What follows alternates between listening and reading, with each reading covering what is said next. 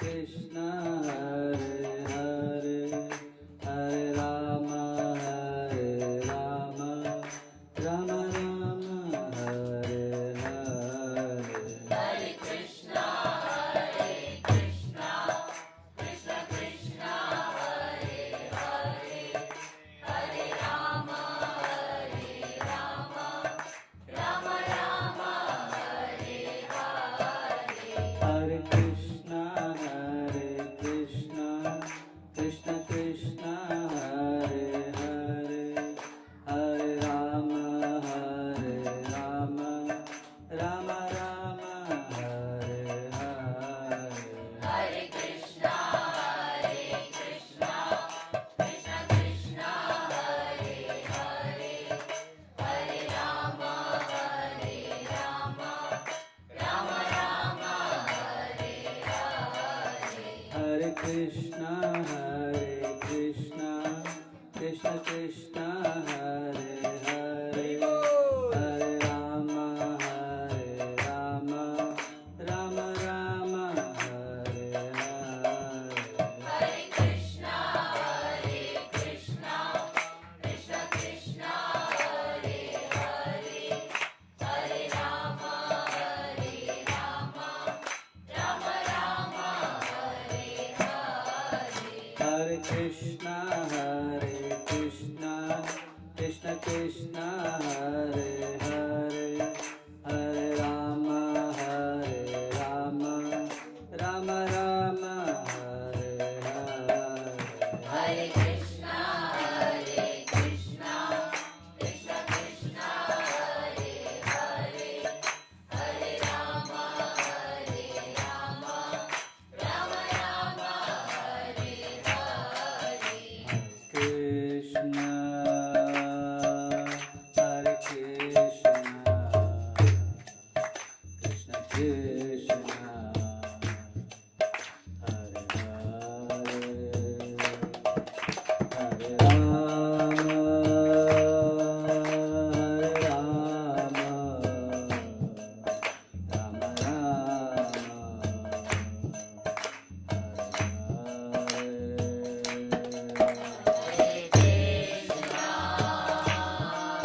Hare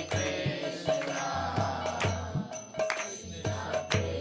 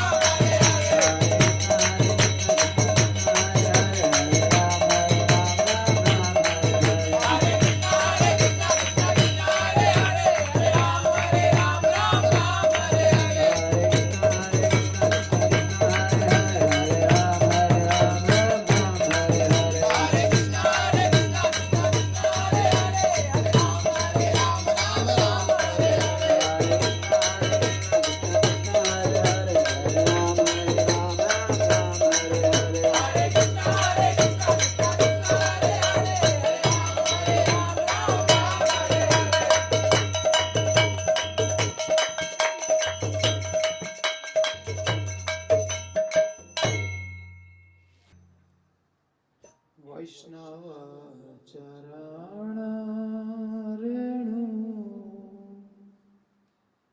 Bhushan કરિયા તનુ વૈષ્ણવ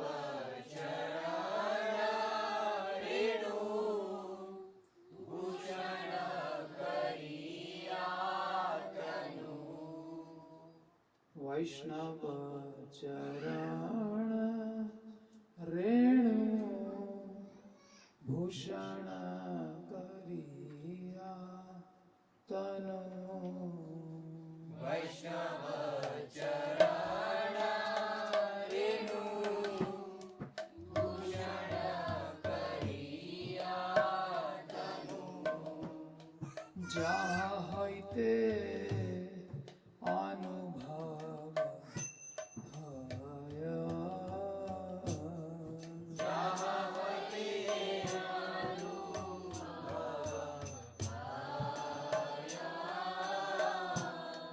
માર્જનય ભજન સાધુ સંગે અનુક્ષણ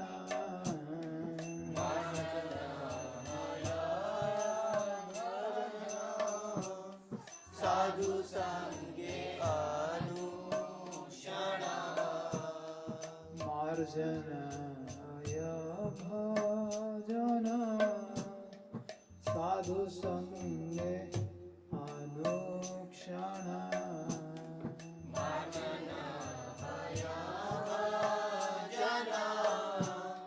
સાધુ સંગે અનુષણ અજ્ઞાન વિદ્યા પરાજય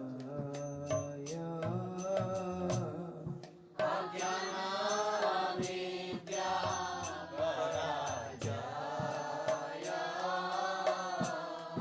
અજ્ઞાન વિદ્યા પરાજય અજ્ઞાન વિદ્યા પરાજય જય સનાતન રૂપ પ્રેમ ભક્તિ રસ કૂપ જય સનાતન રૂપ પ્રેમ ભક્તિ રસ કૂપ જય સનાતન રૂપ પ્રેમ ભક્તિ રસ કૂપ જય સનાતન રૂપ પ્રેમ ભક્તિ રસ કૂપ યુગલ ઉજ્જવલ માયા તનુ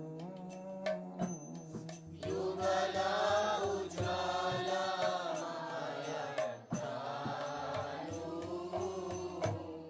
જાહર પ્રસાદે લોક પાશરીલ સબ શોક પ્રસાદે લોક પાશરીલ સબ શુક પ્રકટે કલ્પતરુ જનુ પ્રકટ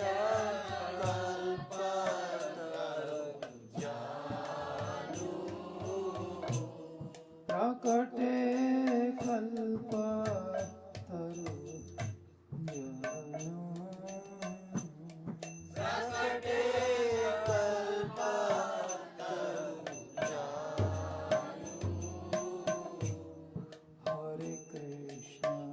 હરે કૃષ્ણ કૃષ્ણ કૃષ્ણ હરે હરે હરે રામ હરે રામ રામ રામ હરે હરે હરે કૃષ્ણ કૃષ્ણ કૃષ્ણ હરે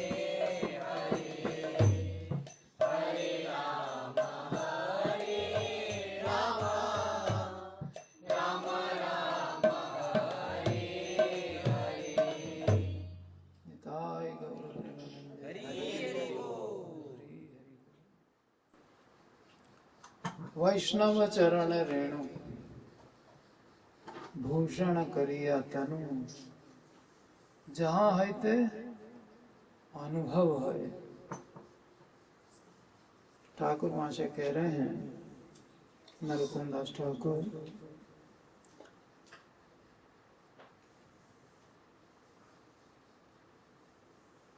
कि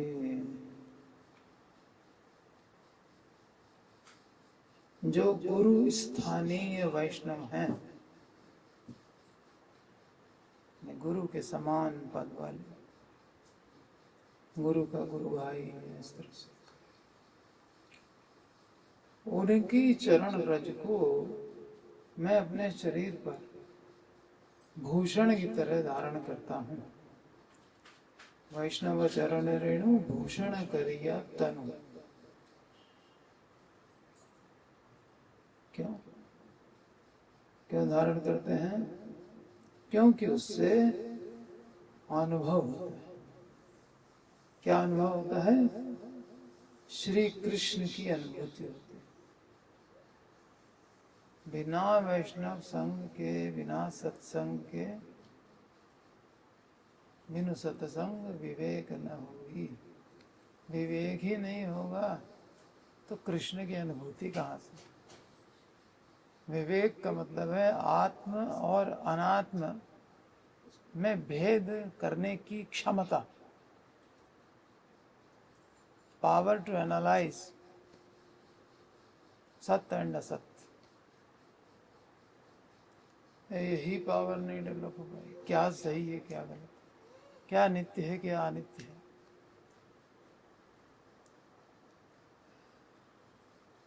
शरीर कोई नहीं, सब कुछ मान लेगा।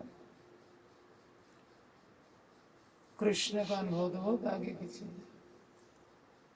तो जब तक ऐसे महान भक्तों का चरण रेणु का मतलब एसोसिएशन है। पहले भी बताया था, प्रहलाद महाराज ने महत्पाद रजोभिषेकम की बात कही थी। बड़ा विस्तार से प्रभुपाद ने बताया कि अभिषेकम का मतलब खाली तिलक धारण करना नहीं है, एसोसिएट की।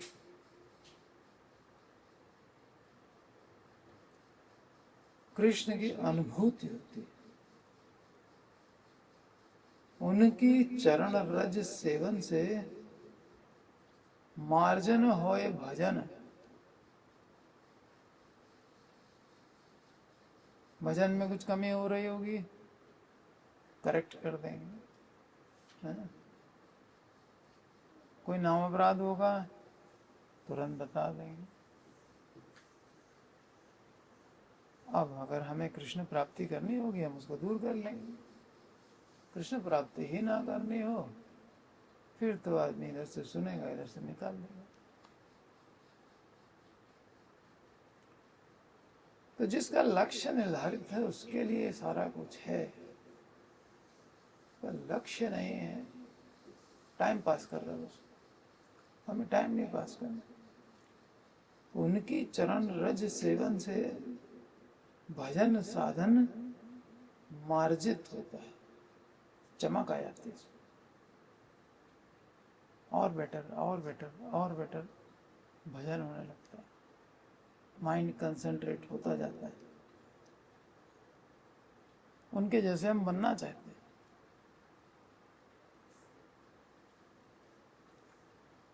तो मार्जन होए भजन साधु संगे अनुक्षण।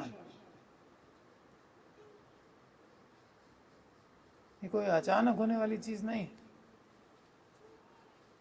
कि सेरेमनी हुई हो, अचानक से कोई चेंज हो गया दीक्षा का। नहीं, लॉन्ग प्रोसेस है, एसोसिएट करना होता है।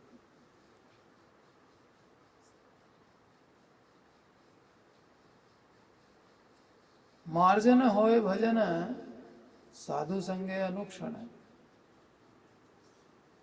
और क्या लाभ है? अज्ञान अविद्या पराजय। अज्ञान अविद्या की पराजय हो जाएगी।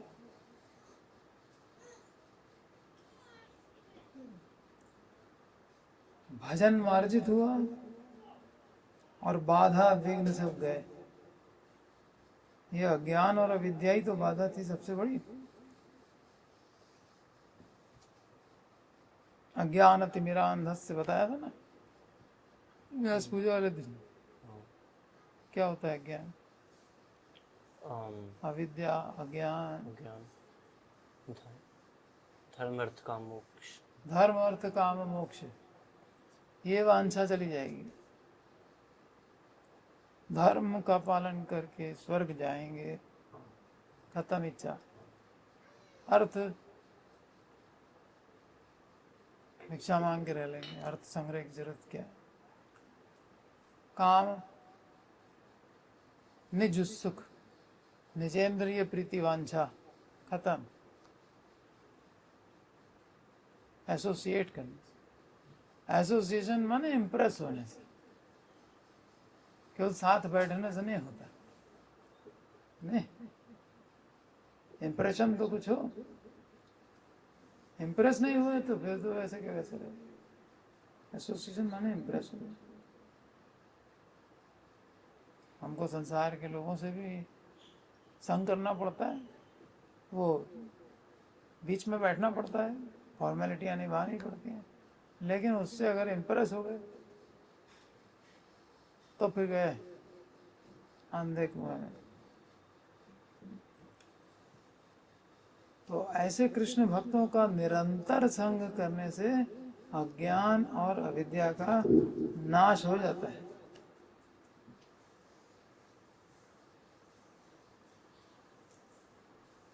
तो इस प्रकार से नरोत्तम दास ठाकुर वैष्णव चरण रेणु और गुरु की महिमा का वर्णन करते करते करते अब उनको स्फूर्ति हो गई, रूप सनातन की याद आ गई। वे हमारे गुरु वर्ग हैं।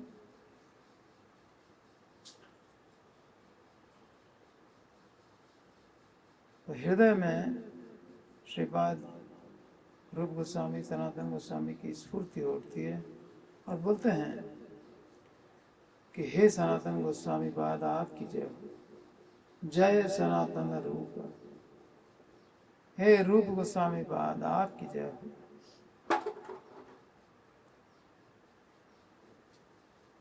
प्रेम भक्ति रसकूप आप क्या हैं? आप ही प्रेम भक्ति रस के सागर हैं।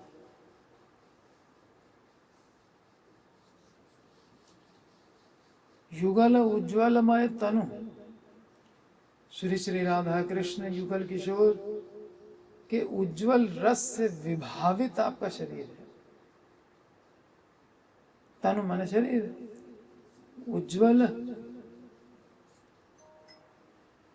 युगल किशोर के स्मरण कर करके और आपका जो देह है सुशोभित हो रहा है,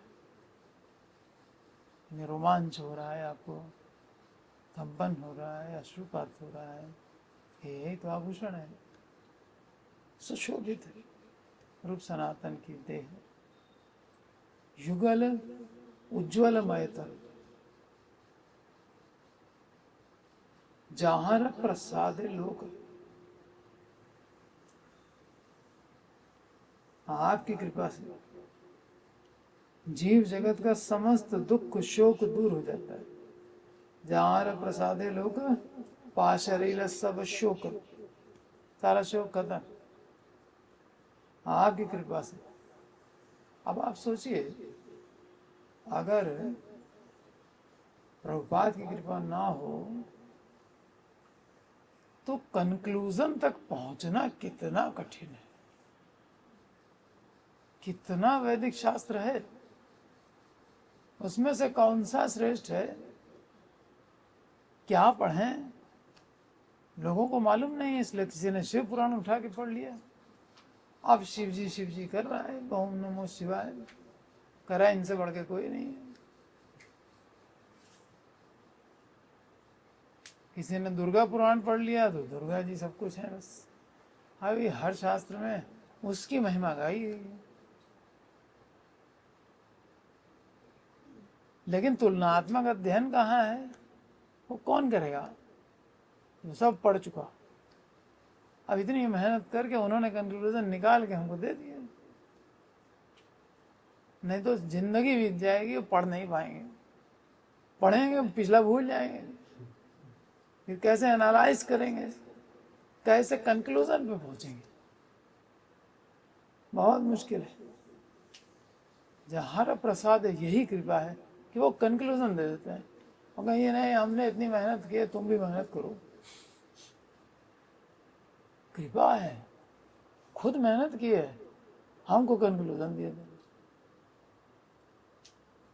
खुद को बरसों बरस लगे हो कंक्लूजन निकालने में और फिर उसको सरल भाषा में हमको समझाने में।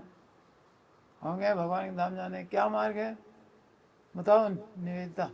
भगवान के पास जाना है, क्या करें?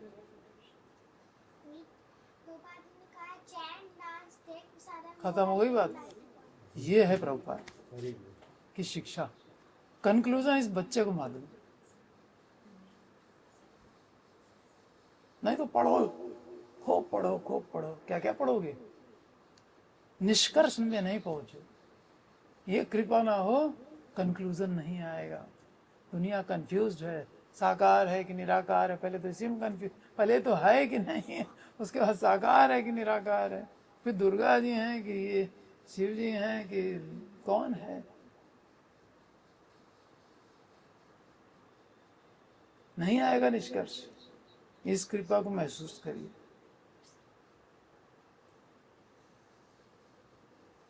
जहाँ प्रसाद है लोग, प्रसाद इतनी बड़ी चीज है।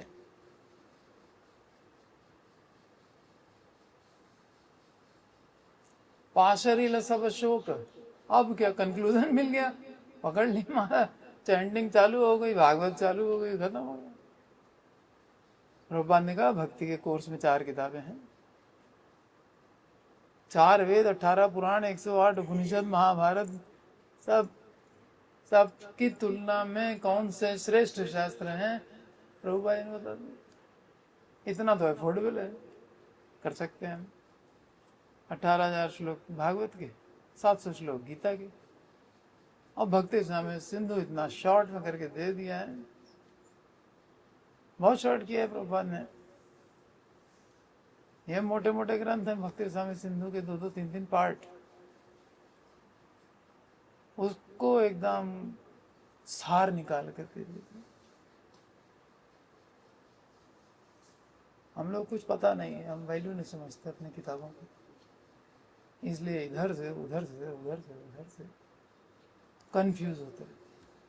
कोई जरूरत नहीं, प्रभुपाद के अलावा कुछ पढ़ने की जरूरत नहीं, प्रभुपाद जी ने कंप्लीट दे दिया है।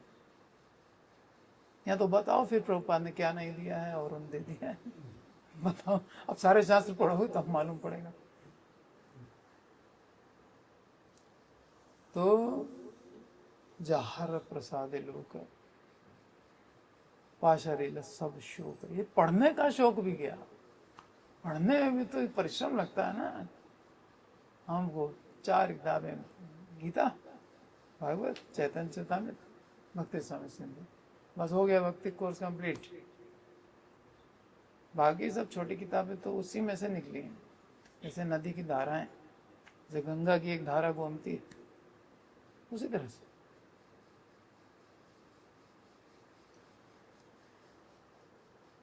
प्रकटे कल्प तरु जनु, आप तो कृष्ण भक्ति रूप मनोकामना, क्या मनोकामना बड़ी से बड़ी कोई कर सकता है? हमको कृष्ण भक्ति प्राप्त हो जाए, इससे बढ़ के कौन सी कामना है? तो कृष्ण भक्ति रूपी मनोकामना को प्रदान करने के लिए मनोकल्प वृक्ष के समान है। उनके सामने जाओ, हमको कृष्ण भक्ति दे दीजिए, मिल जाएगी। शरणागत होकर के भक्ति मांग, सब मिलेगा। कल्पतरु है, भक्ति प्रदान करने की कल्पतरु। भक्ति सबसे टॉप मोस्ट चीज है, बाकी सब चीजें तो छोटी मोटी है, वो तो किसी देवी देवता से भी मांग लो।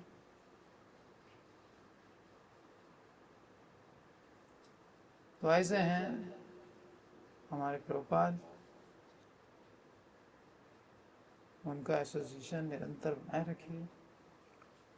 गीता के माध्यम से, भागवत के माध्यम से, भजनों के माध्यम से इतने बड़े बड़े आचार्यों का संग कर सकते हैं, तो मौका चुकना नहीं चाहिए। ये मौका बार बार नहीं मिलेगा, ऐसा मौका फिर कहाँ मिलेगा। कात्यायनी महामाये, कात्यायनी महामाये, महायोगिन्यधीश्वरी, महायोगिनीश्वरी, नन्दगोपसुतं देवी, नन्दगोपसुतं देवी, पतिं मे कुरुते नमः, पतिं मे कुरुते नमः, पतिं मे कुरुते नमः, पतिं मे कुरुते नमः, इति मन्त्रं जपन्त्यास्ताः, इति मन्त्रं जपन्त्यास्ताः, पूजां चक्रुः कुमारिका, पूजां चक्रुः कुमारिका।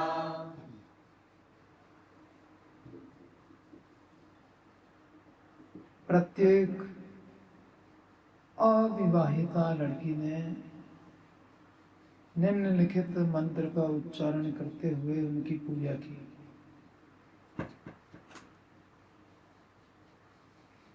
कितनी उम्र की हैं लड़कियां? 6-7 वर्ष। 6 वर्ष एवरेज।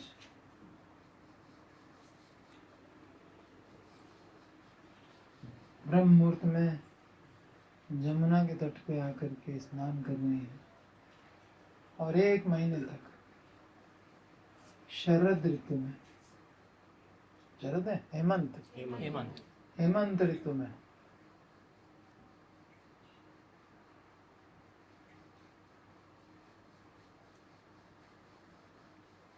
ठंड हो जाती है।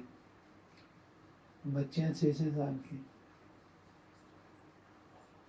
नियम से प्रत्येक अविवाहिता लड़की ने निम्नलिखित मंत्र का उच्चारण करते हुए उनकी पूजा की।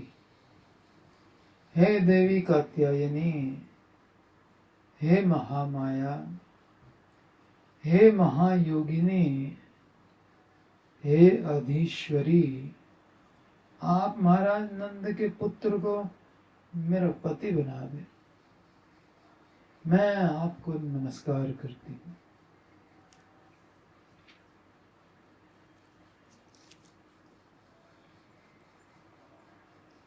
ये है शुद्ध वांछा, हाउ टू डिजायर। ये डिजायर होनी चाहिए। इससे इतर अगर कोई डिजायर हुई तो माया है, और ये योग माया है।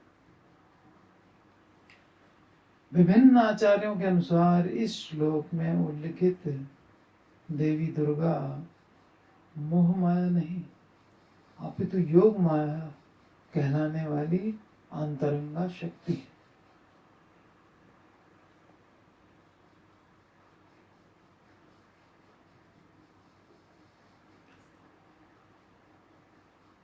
नारद पंचरात्र में श्रुति तथा विद्या के वार्तालाप में, श्रुति वेद की श्रुतियां साकार रूप में आ गई और विद्या देवी साकार रूप में, दोनों आपस में चर्चा कर रहे हैं इसी टॉपिक पर।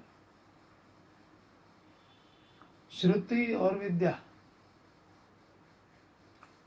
नारद पंचरात्र में श्रुति तथा विद्या के वार्तालाप में भगवान की अंतरंगा शक्ति और बहिरंगा शक्ति एवं मोह माया तथा योग माया, मोह माया और योग माया का अंतर बताया गया।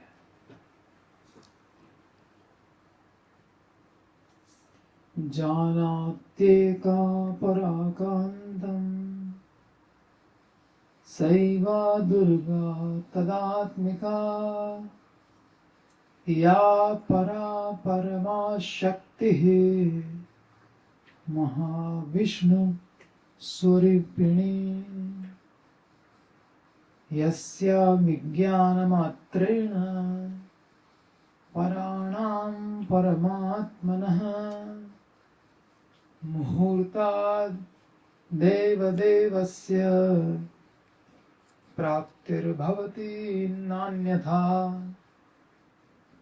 एकेयं प्रेम सर्वस्व स्वभावा गोकुलेश्वरी अनया सुलभोग्यया आदिदेवो अखिलेश्वरः।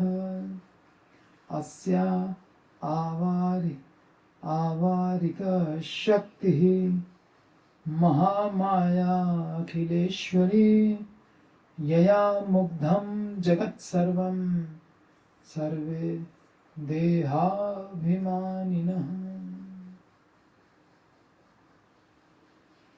भगवान की अपरा शक्ति दुर्गा कहलाती है, जो भगवान की प्रेमा भक्ति में समर्पित है।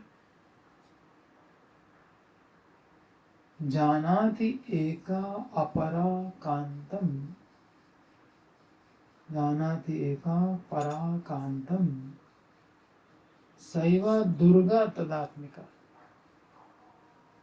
भगवान की अपराशक्ति दुर्गा कहलाती है, जो भगवान की प्रेम भक्ति में समर्पित है। भगवान की शक्ति होने के कारण यह अपराशक्ति उनसे अभिन्न है। परा हो या अपरा, भगवान से अभिन्न है। जानाति एका परा कांतम सैवा दुर्गा तदात्मिका। तदात्मिका माने कृष्ण से अभिन्न है। शक्ति को शक्तिमान से अलग नहीं किया जा सकता। तदात्मिका या परा परमा शक्ति महाविष्णु स्वरूपिणी। भगवान की शक्ति होने के कारण यह अपरा शक्ति उनसे अभिन्न है। एक अन्य पराशक्ति है जिसका आध्यात्मिक स्वरूप साक्षात भगवान जैसा ही है। या परा परमा शक्ति महाविष्णु स्वरूपिणी।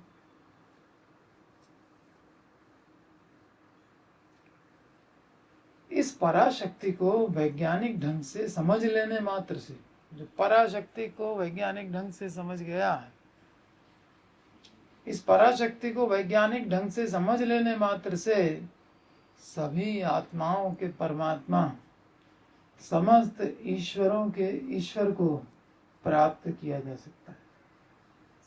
योग माया को अगर कोई समझ गया तो कृष्ण की प्राप्ति तय है।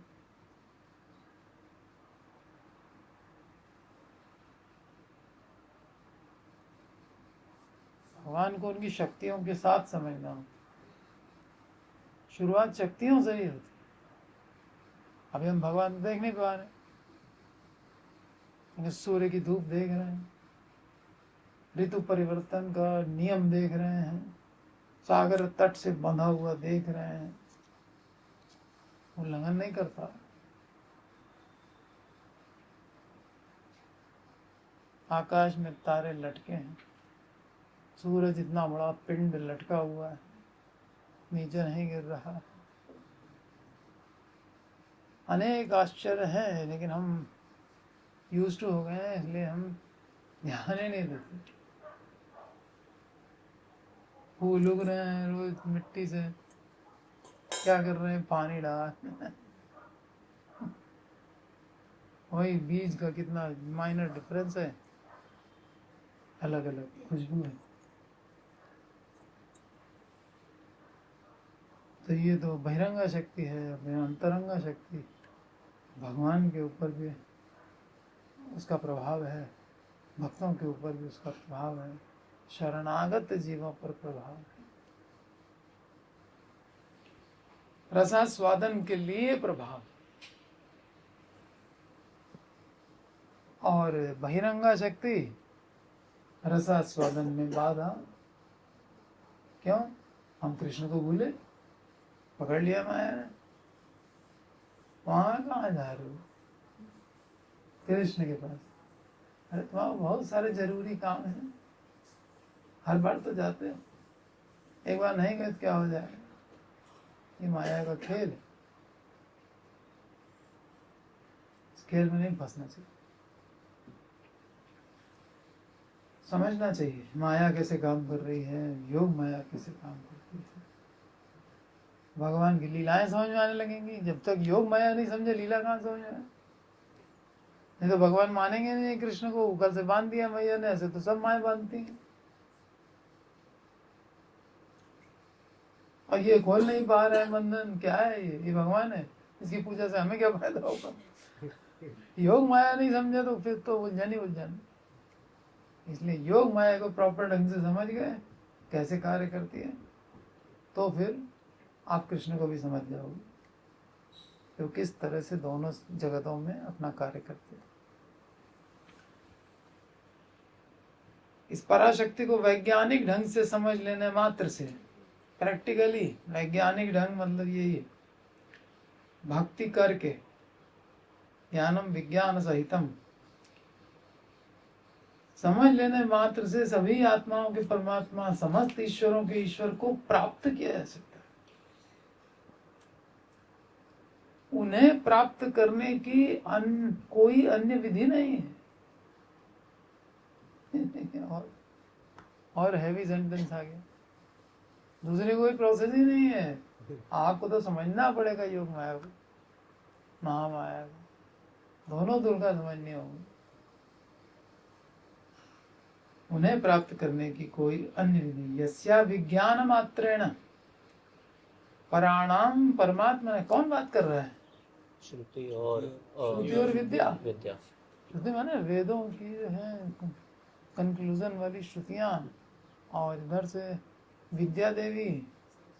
क्या डिस्कशन होगा दोनों का, विचार करके देखो। बड़े बड़े लोग जब बैठते हैं आपस में, उन्हें प्राप्त करने की कोई अन्य विधि नहीं। यस्या विज्ञान मात्रेण पराणाम परमात्मनः मुहूर्ता देवदेवस्य प्राप्तिर्भवति न अन्यथा। देवदेवस्य प्राप्तिर्भवति, देवताओं के भी जो देव हैं, देवों के देव, ईश्वरों के ईश्वर, ईश्वरः परमः कृष्ण, वही है।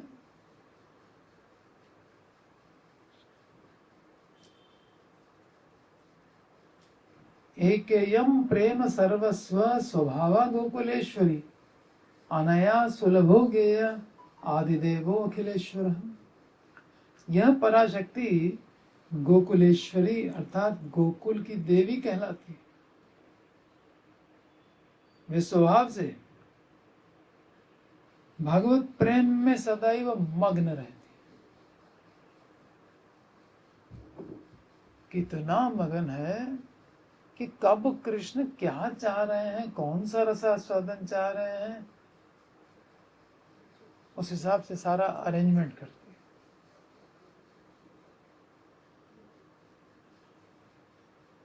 वे स्वभाव से भगवत प्रेम में सदैव मग्न रहती हैं और उन्हीं के माध्यम से सभी के स्वामी आदि ईश्वर को प्राप्त किया जा सकता है, उन्हीं के माध्यम से। इस अंतरंगा शक्ति की तो महात्मा लोग किसकी शरण लेते हैं? दैवी प्रकृति में आश्रित, यही है योग माया, अंतरंगा शक्ति, दैवी प्रकृति में आश्रिता। फिर आगे क्या है? भजन्ति अनन्य मनसो ज्ञात्वा भूतादिन मान्य। फिर वो अनन्य भाव से मेरा भजन करो। जो शक्तियां वहां और यहाँ काम कर रही, समझ में आ गया।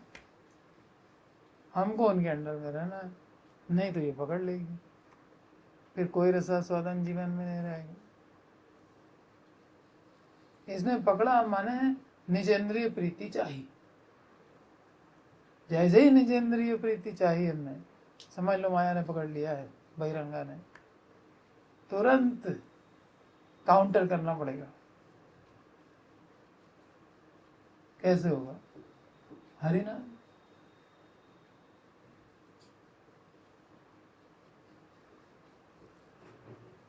वे स्वभाव से भगवत प्रेम में सदैव मग्न रहती हैं और उन्हीं के माध्यम से सभी के स्वामी आदि ईश्वर को प्राप्त किया जा सकता है।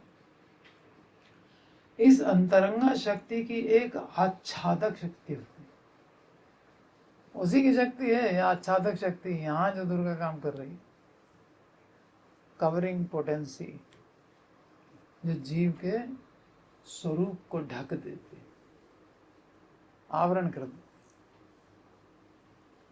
इस अंतरंगा शक्ति की एक आच्छादक शक्ति होती है जो महामाया कहलाती है और वही भौतिक जगत पर शासन चलाती है। आवरणात्मिका एक होती है, प्रक्षेपात्मिका एक होती है आवरणात्मिका। इसके भी दो हैं स्वरूप। प्रक्षेपात्मिका क्या करती है? भक्तों के एसोसिएशन से दूर ले जाती। और आवरणात्मिका क्या करती है? आपको जहां भी आप हैं सुखी अनुभव कराती। अच्छा किया नहीं गए तुम यहाँ सुखी हो, यह आवरण चढ़ा दिया, हृदय मानने लग गया ना, तो अब देह है कि जब तक सुख नहीं मिलेगा तब तक उसको सुख महसूस ही नहीं होता। तो पहले तो सत्संग से उसने दूर किया, उसके बाद उस दूरी में आनंद महसूस करा दिया। अब आदमी गया, उसको तो आनंद आ रहा है बाहर, फिर काहे को लौट के आएगा? उस आनंद का तो अनुभव किया नहीं था कभी, भौतिक आनंद ही था। तो इस अंतरंगा शक्ति की एक आच्छादक शक्ति होती है जो महामाया कहलाती है और वही भौतिक जगत पर शासन चलाती है। वास्तव में वह संपूर्ण ब्रह्मांड को मोहती है तीनों गुणों के द्वारा। कोई ऐसा नहीं बचा जिसको माया ने नहीं ठगा। ऐसा कोई बचा नहीं जिसको मैंने ठगा नहीं। ये माया बोलती है, महामाया। बल्कि बहिरंगा शक्ति कहना बेटर है। इस अंतरंगा शक्ति की एक आच्छादक शक्ति होती है जो महामाया कहलाती है। महामाया तो कात्यायनी को भी कहा है ना, कात्यायनी महामाये महायोगिन्नदीश्वर। तो दुर्गा भी दोनों का नाम है और महामाया भी दोनों को कह रहे हैं। अंतरंगा बहिरंगा से और स्पष्ट है। इस अंतरंगा शक्ति की एक आच्छादक शक्ति होती है जो महामाया कहलाती है और वही भौतिक जगत पर शासन चलाती है। वास्तव में वह संपूर्ण ब्रह्मांड को मोहती है, जिसके कारण ब्रह्मांड के भीतर का हर प्राणी अपनी पहचान भौतिक शरीर के रूप में करता है। आच्छादक शक्ति है, स्वरूप को ढक दिया, शरीर को मैं मानने लगा।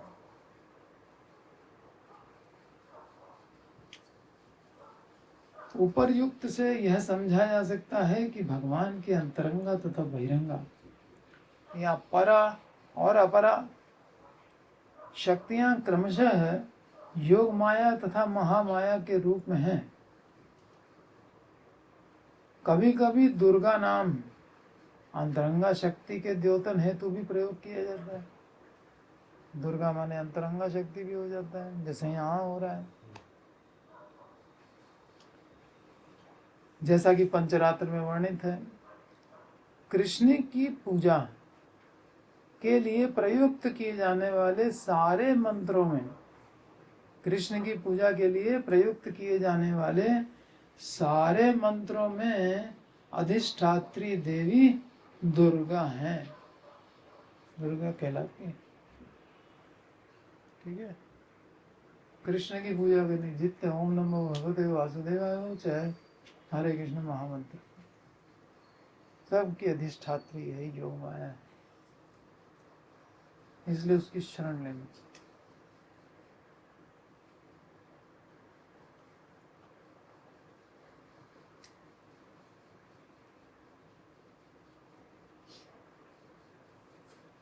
उसकी शरण लेने का मतलब आध्यात्मिक जीवन में रह रहे हैं, आध्यात्मिक लोक में रह रहे हैं। क्योंकि भौतिक जगत में तो योग माया कार्य करती नहीं। यहाँ रह के भी भले लग रहा है जगत में है, लेकिन उन पे महामाया का प्रभाव नहीं है, तो फिर किसका? योग माया का है। ये सब नित्य लीला प्रविष्ट लोग हैं, आए यहाँ योग माया के अंडर में है। कृष्ण की पूजा के लिए प्रयुक्त किए जाने वाले सारे मंत्रों में अधिष्ठात्री, अधिष्ठात्री माने अध्यक्षा या माता, सब मंत्रों की माता है। कॉलेज में से डीन होता है, वो है ये माया, योग माया, सब उसके अंडर।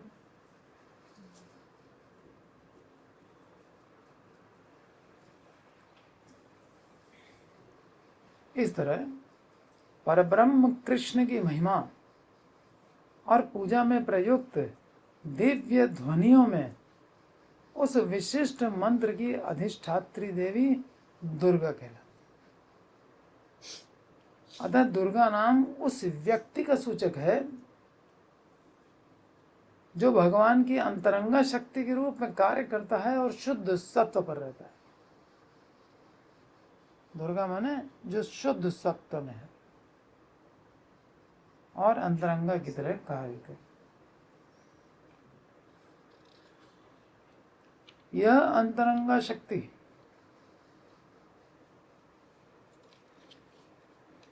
कृष्ण की बहन एक आंशा या सुभद्रा मानी जाती। वृंदावन की गोपियां इसी दुर्गा की पूजा करती हैं।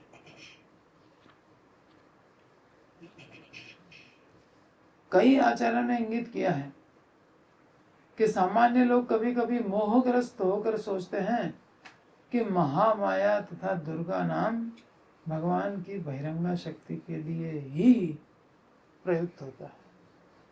महामाया और दुर्गा ये तो बहिरंगा शक्ति के लिए ही प्रयुक्त नहीं है, बहिरंगा के लिए भी प्रयुक्त है। यदि हम यह मान लें, चलो मान लें कि गोपियां बहिरंगा माया की पूजा करती थीं, तो इसमें उनका कोई दोष नहीं है, क्योंकि कृष्ण की लीलाओं में वे समाज के सामान्य जन की भूमिका निभा रहे हैं। तो सामान्य जन तो करते हैं दुर्गा की पूजा, ये भी कर रहे हैं। इस संबंध में श्रील प्रभुपाद की टीका है कि वैष्णव लोग सामान्यतया किसी देवता की पूजा नहीं करते। नॉर्मली कोई देवता की पूजा नहीं करते। और श्रील नरोत्तम दास ठाकुर ने शुद्ध भक्ति में अग्रसर होने के इच्छुक व्यक्ति को समस्त देवताओं की पूजा करने से कठोरता से वर्जित भी किया।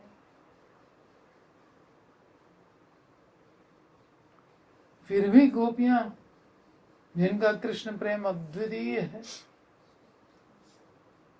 कृष्ण प्रेम अद्वितीय है, दुर्गा की पूजा करती देखी जाती है। देवताओं के पूजक कभी कभी उल्लेख करते हैं कि गोपियों ने भी देवी दुर्गा की पूजा की थी, यानी बहिरंगा की। देवताओं के पूजक ऐसा दावा करते हैं, उल्लेख करते हैं। किंतु हमें गोपियों के उद्देश्य को समझना चाहिए। इन दुर्गा के पास तो आदमी अपनी डिमांड पूरी कराने जा रहा है, भौतिक, और वो तो जा रहे हैं कृष्ण पति रूप में पाने। तो उद्देश्य को समझना चाहिए। सामान्यतः लोग किसी भौतिक वर्ग के लिए देवी दुर्गा की पूजा करते हैं। यहाँ तो गोपियां कृष्ण को प्रसन्न करने या उनकी सेवा करने के लिए कोई भी साधन कर सकती हैं। तो वृंदा देवी ने बता दिया कात्यायनी की पूजा करो, वो कहते थी शिव जी पूजा करो तो कर लेती, गणेश जी कर लो, गणेश कर लेती। जो हमको कृष्ण पति रूप में प्राप्त करा दे उसकी पूजा करने को तैयार।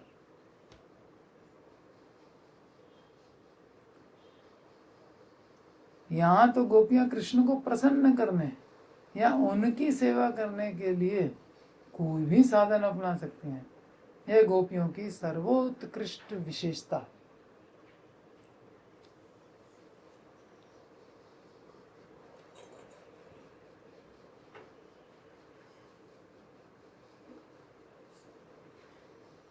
उन्होंने कृष्ण को पति रूप में पाने के लिए दुर्गा देवी की पूरे 1 मास पूजा की, 1 महीना। प्रतिदिन नंद महाराज के पुत्र कृष्ण को पति रूप में पाने के लिए प्रार्थना करती रही।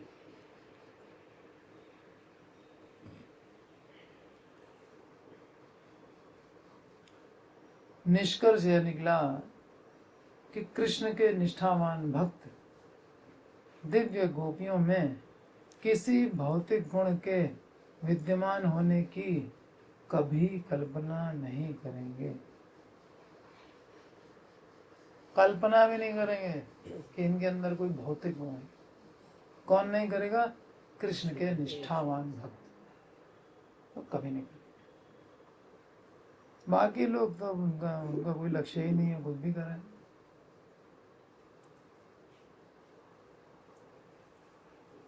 उनके समस्त कार्यों का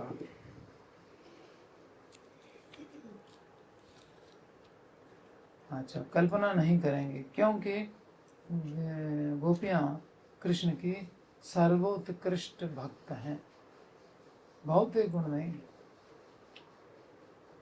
निर्गुण है। निर्गुण माने भौतिक गुणों से रहित, दिव्य गुणों से युक्त।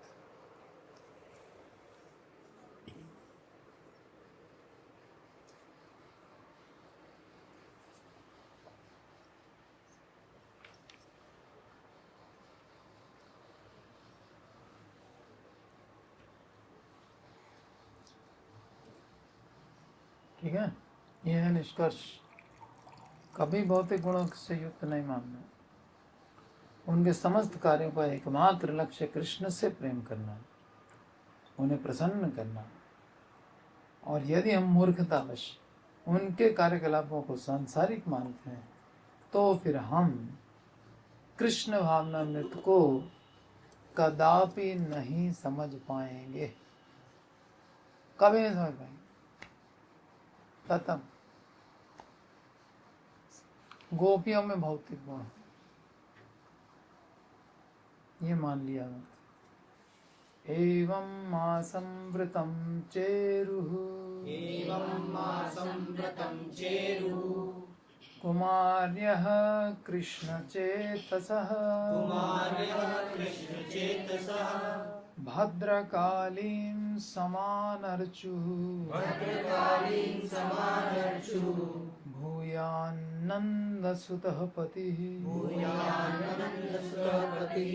एवं मासंवृतं चेरुः, एवं मासंवृतं चेरुः, कुमार्यः कृष्णचेतसः, कुमार्यः कृष्णचेतसः, भद्रकालीं समानर्चुः, भद्रकालीं समानर्चुः, भूयान्नन्दसुतः पतिः, भूयानन्दसुतः पतिः। एवं मासंवृतं चेरुः, एवं मासंवृतं चेरुः, कुमार्यः कृष्णचेतसः, कुमार्यः कृष्णचेतसः, भद्रकालीं समानर्चुः, भद्रकालीं समानर्चुः, भूयान्नन्दसुतः पतिः, भूयानन्दसुतः पतिः। भद्रकालीं समानर्चुः। भद्रकाली की पूजा की।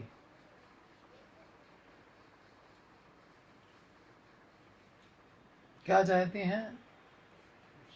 नंद सुतः पति भूयात। नंद सुतः, नंद महाराज का बेटा, नंद नंदन पति भूया, मेरा पति हो जाए।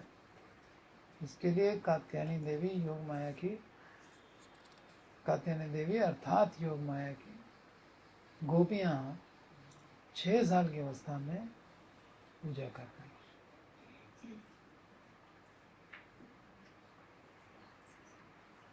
कैसे पूजा कर रहे हैं? व्रतम चेरु, व्रत का आचरण करना,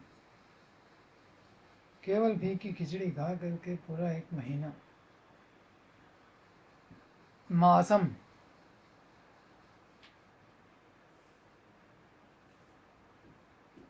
अवस्था क्या है उनकी? कुमारिया, कुमारी हैं। और चित्त कैसा है? कृष्ण गत प्राणा, कृष्ण चेतसः, चित्त में कृष्ण समाया हुआ है। बस मिल भी जाए तो सेवा कर लें, डिजायर बहुत तेज है, सेवा करके उनको प्रसन्न करने की इच्छा है।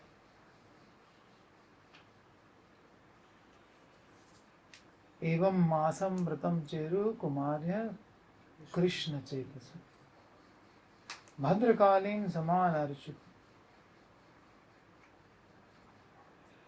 भूयान नंद सुता।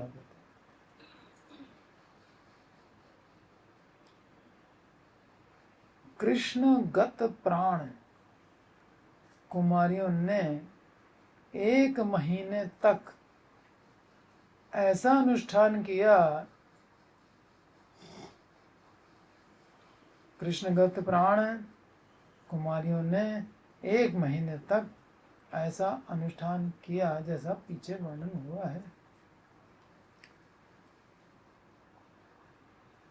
उन्होंने इस संकल्प के साथ कि नंद नंदन श्री कृष्ण ही हमारे पति हों, ऐसी प्रार्थना करते हुए भद्रकाली की भली भांति पूजा की। समान अर्चु, समान है भली भांति।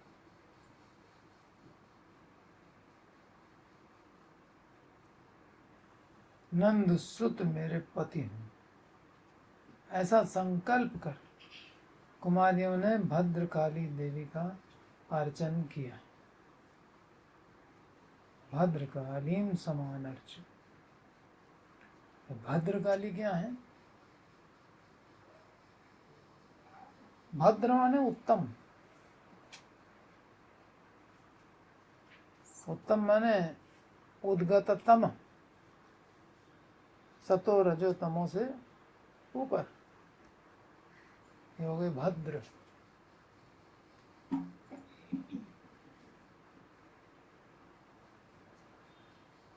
भद्र क, भद्र प्लस क प्लस अली, भद्रकाली, ये संधि विच्छेद होगा। भद्र प्लस क प्लस अली, अली माने श्रृंखला। कितने गोपियां हैं?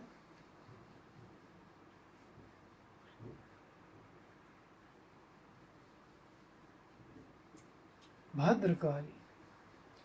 क का मतलब सुख, आध्यात्मिक सुख।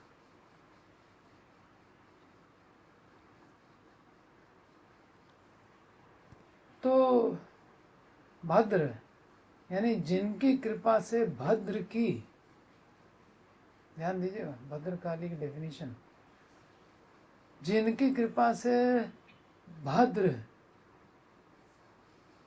भद्र की या भद्र सुख की, का मन सुख, उसकी श्रृंखला प्राप्त हो जाए, यानी भद्र ही भद्र, उत्तम ही उत्तम प्राप्ति होती चली जाए, वो है भद्रकाली। ठीक है, भद्रकाली, उनकी ठीक प्रकार से पूजा की। अब एक बार पति बना देंगे तो फिर तो उत्तम ही उत्तम प्राप्त होना है, फिर क्या रोना धोना है, कुछ नहीं, खत्म।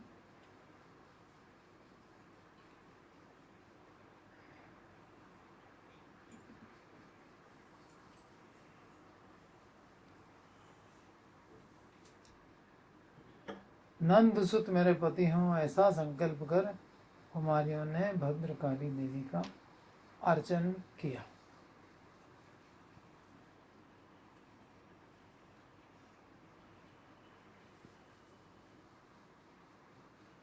कृष्णानुरागिणी कुमारी गोप कुमारियां, कृष्ण में अनुराग रखने वाली गोप कुमारियां वृंदा देवी के उपदेश के अनुसार कात्यायनी व्रत को कृष्ण प्राप्ति का एकमात्र उपाय जानकर,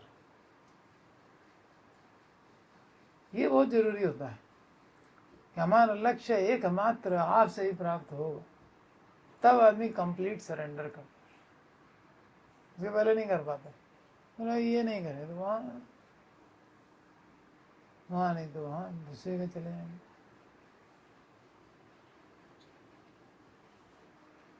ऐसा नहीं।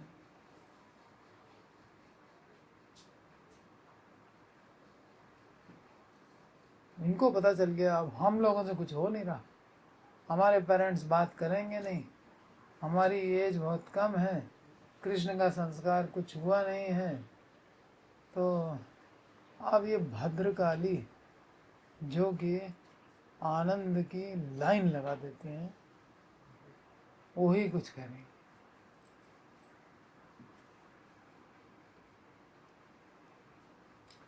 तो कृष्ण प्राप्ति का एकमात्र उपाय जान लिया इन्होंने कि भद्रकाली की पूजा करनी है। लक्ष्य भी बिल्कुल निर्धारित है। सबसे पहली चीज होती है लक्ष्य निर्धारित होना, फिर उसके बाद उसकी प्राप्ति का जो भी साधन हो वो सब करेगा। जिसका लक्ष्य ही नहीं होगा तो साधन क्यों करेगा? हमको दिल्ली जाना ही नहीं, हम दिल्ली ट्रेन में क्यों बैठेंगे? हमको कृष्ण चाहिए ही नहीं, हम काहे नियम पालन करें? नहीं करेंगे। लक्ष्य निर्धारित होना चाहिए तो साधन ऑटोमेटिक होगा, जो बताया जाएगा वो होगा। इतना हम नहीं कर पाएंगे तो फिर लक्ष्य नहीं मिलेगा। 6 साल के बच्चों ने कहा अरे ऐसे कैसे हम कर पाएंगे, हम तो बहुत दूर रहते हैं, जमुना तट बहुत दूर है मेरे घर से। दूर है चाहे पास है, करोड़ों है भाई, सब पास ही पास थोड़े रहती हैं जमुना के। 84 कोस के अंदर अंदर रहने वाली हैं, तो कहाँ से आ रही पता नहीं, कितने कोस चल के आ रही है, कब चल दी है पता नहीं, अब पहुंची है जमुना तट पे। ये भगवान की कृपा 3 तरफ से घेर रखा है, तो जमुना जो है वो नजदीक ही रहती है।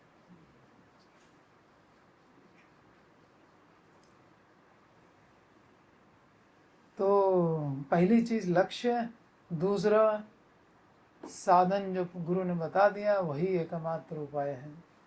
क्या है? हरे नाम हरे नाम हरे नाम केवलम नास्तेव नास्तेव नास्तेव गतिरन्यथा। दूसरा कुछ है ही नहीं। करो बैठ के, कौन कह रहा है जमुना में नहा करके करो? घर बैठ के आराम से करो, कोई बंधन है? तत्रार्पिता नियमित स्मरण न काला, यही चैतन्य में कृपा है। कोई काल भी नहीं निर्धारित किया, इन्होंने तो काल अपने आप निर्धारित किया।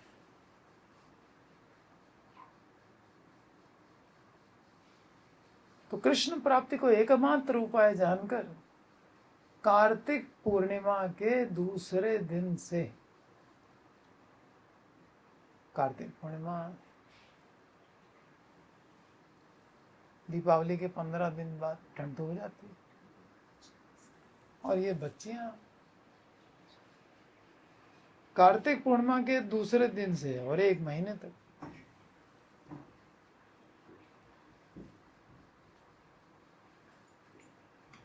यथा रीति उसका अनुष्ठान करने की। कमी हो जाएगी रीति में तो फिर कृष्ण पति रूप में मिलेगा नहीं, इसलिए कमी कुछ नहीं करनी है, परफेक्ट तरीके से सब कुछ करना है। हमको भी सोचना चाहिए, नाम अपराध हो गया तो फिर कृष्ण प्राप्ति नहीं होगी, इसलिए नाम अपराध के प्रति सजग रहो, न होने पाए। नाम की इतनी महिमा सुनने के बाद भी भौतिक आसक्ति बनाए रखना 10वां नाम अपराध है। काहे भौतिक आसक्ति बनाए हो? ये अपराध हो रहा है तो हमको कृष्ण प्राप्ति नहीं होगी, तो सावधान रहो ना। इसका मतलब तो लक्ष्य नहीं है, इसलिए भौतिक आसक्ति भी बना के रखेंगे और जब भी करेंगे तो कहाँ से रिजल्ट आएगा? नाम जब कर रहे हो उधर छिद्र बनाए हो, उसमें सब निकला जा रहा है। वही भैंस खा गई रस्सी, अंधा बैठ के रस्सी बना रहा था, उसी से रोजगार चलता था, और अंधे को क्या पता पीछे भैंस खाती जा रही। और बाद में देखा तो 1 फुट रस्सी हाथ में थी, बाकी पूरी खा गई भैंस। तो अब उसका पेट कैसे भरे? वही है नाम अपराध, ये भैंस खा जाती है।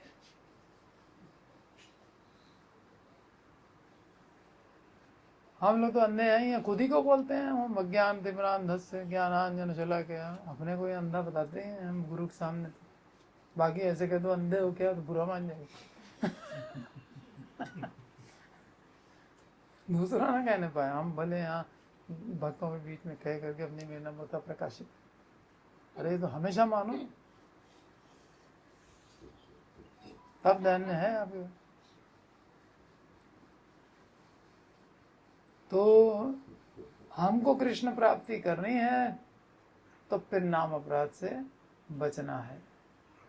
नहीं बचेंगे तो बहु जन्म करे श्रवण कीर्तन, तब उतने न पाए कृष्ण पदे प्रेम धन, नहीं मिलेगा। जब प्रेम ही नहीं होगा तो कृष्ण कहाँ से मिलेगा? कृष्ण बिना प्रेम के मिलता नहीं, और बिना रुलाए नहीं मिलता।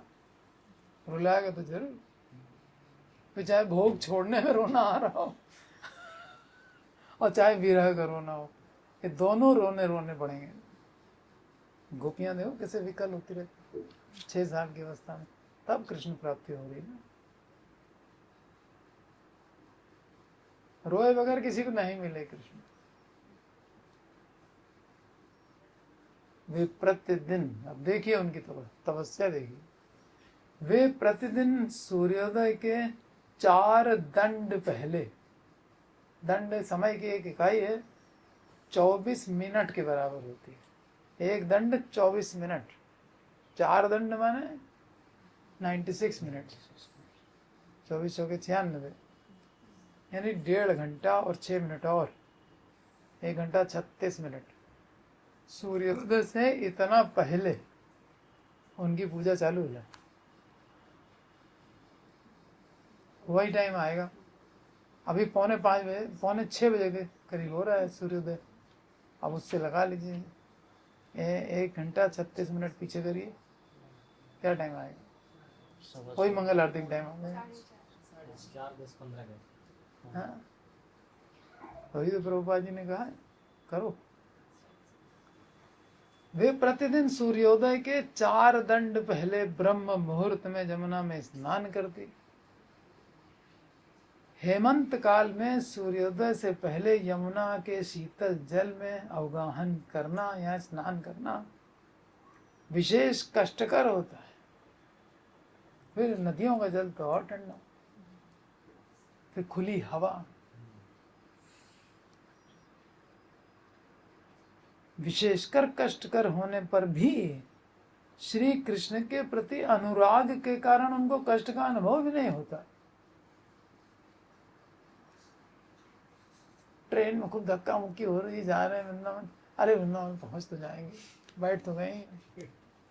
अब एक धक्का मुक्की कितनी देर की है? 5-6 घंटे की है, सह लेंगे। तो वो फीलिंग नहीं आती है, वो फीलिंग हो रही है वृंदावन की, नहीं। तो इनको कोई फीलिंग ही नहीं है, इनको तो लक्ष्य पे कंसंट्रेशन है पूरा।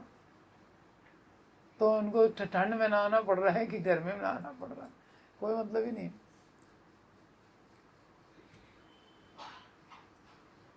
कृष्ण के प्रति अनुराग के कारण उनको कष्ट का अनुभव भी नहीं होता।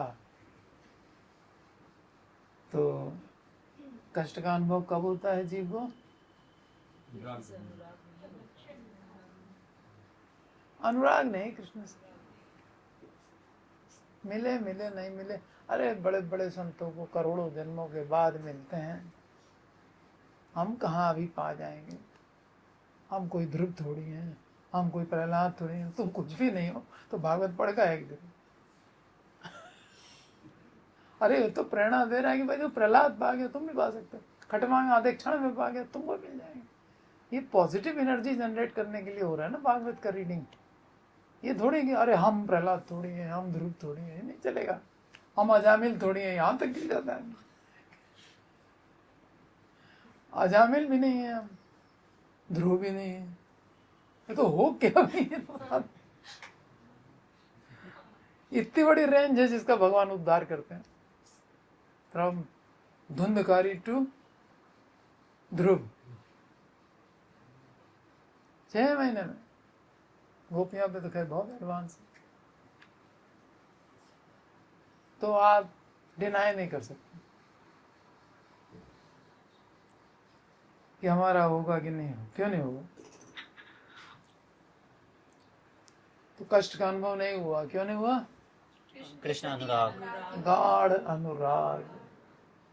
ठीक, तो ऐसे ही जब में मन नहीं लगता, अरे कृष्ण के प्रति अनुराग है नहीं, तो इसीलिए मन नहीं लग रहा, इसलिए खूब भागवत पढ़ो। पढ़ते पढ़ते भगवान की लीला कथा अपने आप अनुराग होने लगेगा। जब अनुराग होने लगे तो साधन करना बहुत सरल हो जाए। अनुराग के बगैर साधन कठिन लग रहा है बस।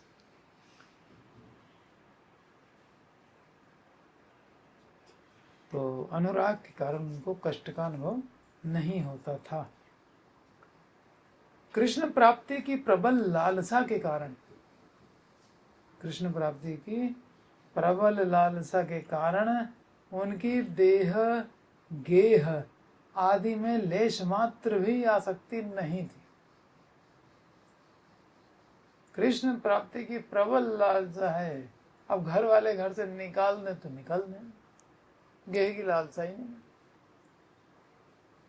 और देह को सुबह ठंड में नहाएंगे, बुखार ना हो जाए, ये ना हो जाए, वो ना हो जाए, देह में भी कोई आसक्ति नहीं है, होना है जो हो जाए। बहुत बड़ी प्रेरणा का स्रोत है ये 6-6 साल के बच्चे, बहुत बड़ी प्रेरणा। तो अनुराग के कारण कष्ट का अनुभव नहीं होता, और कृष्ण प्राप्ति की प्रबल लालसा के कारण देह गेह की आसक्ति चली गई। विरक्ति अन्यत्र स्यात् भक्ति परेश अनुभवो, विरक्ति अन्यत्र स्यात्, विरक्ति ऑटोमेटिक हो गई।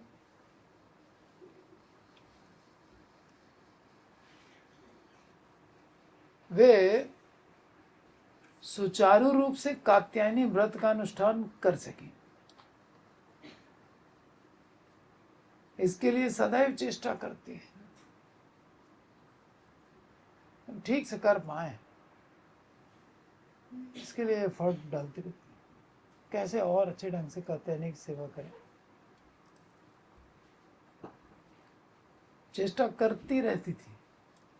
ये नहीं कि एक ढर्रे में चल रहा है, बस नियम पालन हो रहा है, नहीं, और अच्छे से कैसे करें, क्योंकि इसी से तो मिलने वाले हैं कृष्ण, ढंग से करें। वे सुचारू रूप से कात्यायनी व्रत का अनुष्ठान कर सकें, इसके लिए सदैव चेष्टा करती रहती थी। नहीं तो अति अल्प आयु वाली कुमारियों के लिए शेष रात्रि में, यानी रात्रि समाप्त हो रही है, ब्रह्म मुहूर्त स्टार्ट हो रहा है, शेष रात्रि में यमुना के किनारे उपस्थित होकर स्नान पूजा आदि करना किसी भी प्रकार से संभव नहीं था। ठीक है, ये अनुराग है, प्राप्ति की लालसा है तीव्र, इसलिए सब साधन करा ले जा रही है। मन नहीं लगता, ये नहीं लगता। कथा ध्यान पूर्वक सुनो, घर जाकर के फिर सुनो, फिर सुनो, फिर सुनो। ये नहीं करोगे लास्ट में, हाँ बोलो, गे मैंने घर,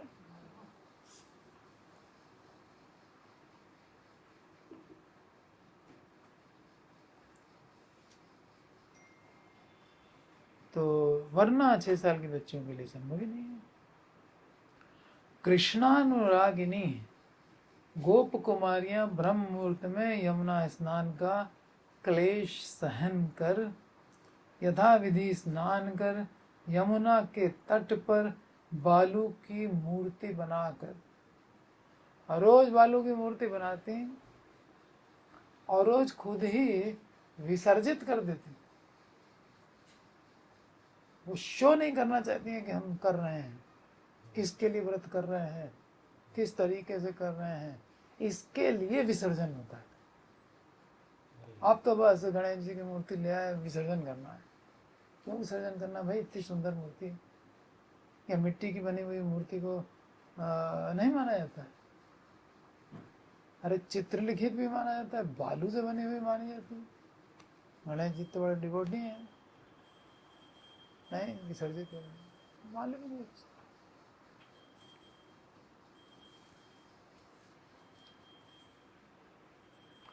कृष्णानुरागिणी गोप कुमारियां ब्रह्म मुहूर्त में यमुना स्नान का क्लेश सहन कर, यथा विधि स्नान कर, यमुना के तट पर बालुका की मूर्ति बनाकर वृंदा देवी द्वारा बताई गई विधि के अनुसार भक्ति पूर्वक कात्यायनी देवी की पूजा करने लगी।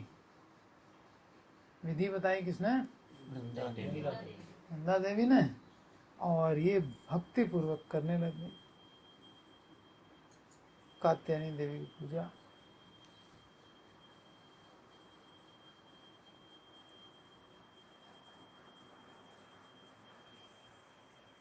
उनकी जो पूजा है उसको कोई ब्रिजवासी जान नहीं पाया। एक ब्रिजवासी को पता नहीं चला कि ये लड़कियां जाती हैं कात्यायनी की पूजा करती हैं और फिर कब वापस आ जाती हैं और आके सो जाती हैं चुपचाप। सब काम हो गया। गोप कुमारियां अपने माता पिता आदि गुरुजनों के अज्ञात रूप में, उनको कोई इन्फॉर्मेशन नहीं,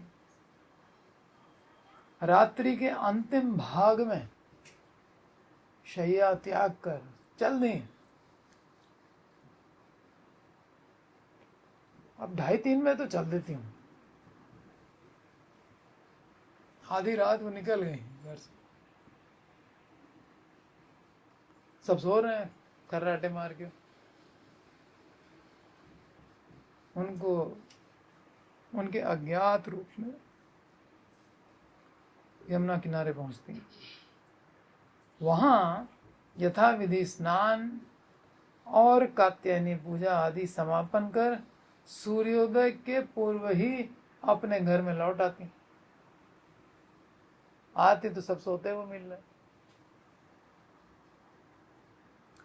कोई भी ब्रजवासी गोप कुमारियों की कात्यायनी पूजा का विवरण नहीं जानता, क्योंकि वे यमुना में स्नान करके जल्दी जल्दी बालू की मूर्ति बनाकर, अब उसमें हड़बड़ी रहती है, भाई जल्दी पहुंचना है, सूर्योदय हो गया तो फिर पकड़े जाएंगे, फिर पूछेंगे क्या कर रही है। 6 साल की हो, पति चाहिए, बताओ हद खत्म क्यों तुम लोग क्यों कर रहे कात्यायनी पूजा? घर में है तो अर्चा विग्रह क्यों नहीं करते? अब फिर वो सावधान हो गए तो फिर जाने नहीं देंगे। और कृष्ण प्राप्ति का साधन तो वृंदा देवी ने यही बताया, कात्यायनी देवी ने, वृंदा देवी ने। तो कोई भी ब्रजवासी गोप कुमारियों की कात्यायनी पूजा का विवरण नहीं जानते, क्योंकि वे यमुना में स्नान करके जल्दी जल्दी बालू की मूर्ति बनाकर प्रतिष्ठा करती हैं और यथा विधि उसका पूजन कर, विधि में कंप्रोमाइज नहीं है, हड़बड़ी है तो विधि यथा विधि हो रहा है, यथा विधि उसका पूजन कर प्रतिमा का विसर्जन करती हैं। फिर कोई दिन में आके देखेगा ये क्या है, ये कौन पूजा करके गया? यहाँ फूल पड़े हुए हैं, यहाँ दूध पड़ा हुआ है, यहाँ वस्त्र पड़े हुए, यहाँ मूर्ति बनी रखी।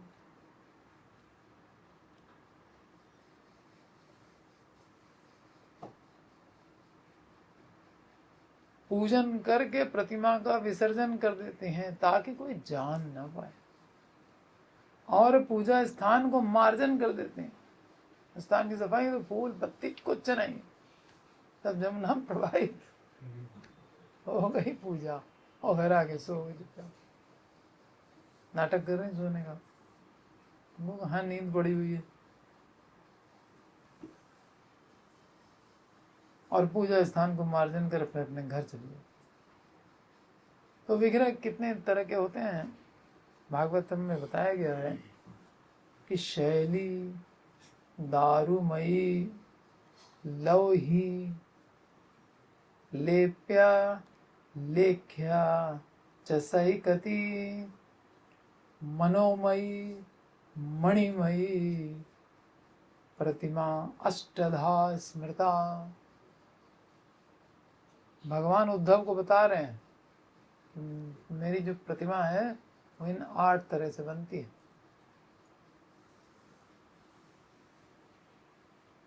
शैली, शैली माने पाषाण निर्मित। दूसरा है दारुमयी, लकड़ी की, जगन्नाथ। और लोही, लोही माने मेटल की, लोही माने लोहा नहीं है, स्वर्ण आदि धातु से निर्मित। लेप्या, दीवार पे पेंट कर दिया तो ये कर लेती बनाओ मूर्ति, करो पूजा, अपने ही हाथ से बना करके कर रहे हैं, अब और क्या चाहिए। बस आपका भाव सही होना चाहिए। दीवार या किसी पात्र में चंदन आदि के द्वारा लेपित, चंदन से बना दिया। चैतन्य महाप्रभु जगन्नाथपुरी में समुद्र तट पर बैठ करके ऐसे करके एक लाइन, ये एक लाइन, या दूसरी लाइन, या तीसरी लाइन, 3 जगह से टेढ़ी लाइन बनाते थे अपने हाथ से। भगवान 3 जगह से टेढ़े है ना, उनको देख देख करके भाव इतना बढ़ जाता था कि मूर्छित हो जाता, सिर्फ 3 लाइनें देखकर। बालुकामयी प्रतिमा है, सो इजी। पर वो प्रेम विकसित होना चाहिए, तभी बिना प्रेम के जीव की कोई शोभा नहीं।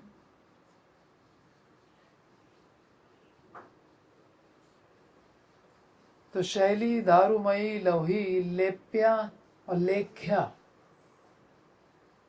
लेख्या माने चित्र बना दिया कागज के ऊपर, जैसे ये फोटो लगी है, ये भी श्री विग्रह की तरह पूजनीय है। इनमें उनमें कोई डिफरेंस नहीं है। आपको अपनी भावना व्यक्त करनी है तो ये भी ग्रहण करें। भगवान तो यहाँ बैठे हैं, ग्रहण कर लो। हाँ, चित्र आदि में लिखित। और सैकति माने बालू या मिट्टी, बालुका या मृत्तिका। मृत्तिका माने मिट्टी, इसी से नाम पड़ा है मृदंग। मृत्तिका माने मिट्टी, और मृद अंग, जिसका अंग मिट्टी का है, वो मृदंग। ये बलराम जी का स्वरूप है।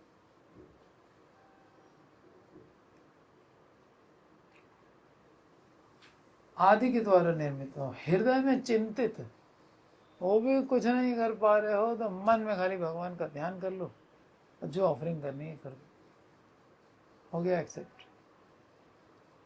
मेन भक्ति तो मन ही को करनी है ना। और मणि निर्मित,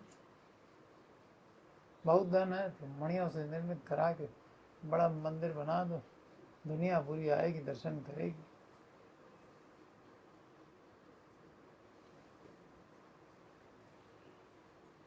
तो ये 8 प्रकार की भगवान बता रहे हैं मेरी मूर्ति होती है, उद्धव को बताएं।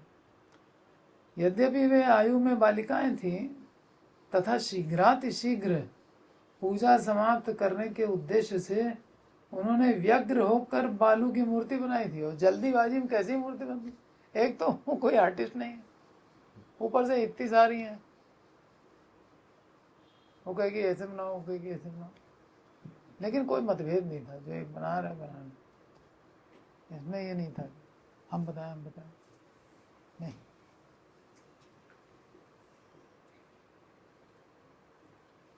हड़बड़ी में बन रही है मूर्ति, टाइम है नहीं। ब्रह्म मुहूर्त से सूर्योदय केवल 4 दंड है समय, 96 मिनट्स। उसी में नहाना भी है, पूजा भी कर लेनी है, घर वापस जाके सो भी जाना है। 1.5 घंटे के अंदर अंदर सारा कार्यक्रम हो गया, मंगल आरती हो गई।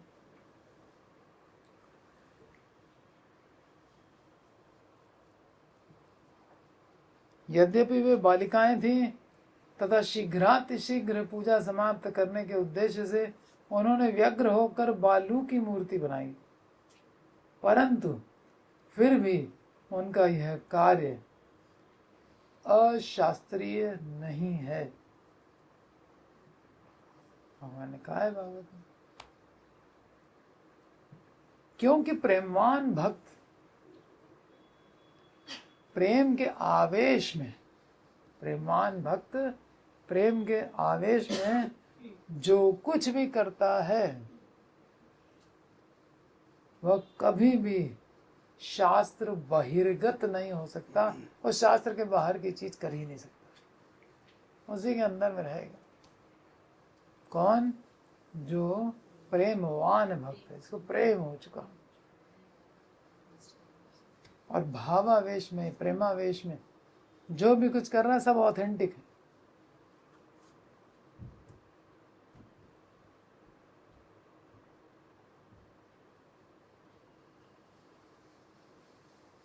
तो अशास्त्रीय कार्य कौन करता है?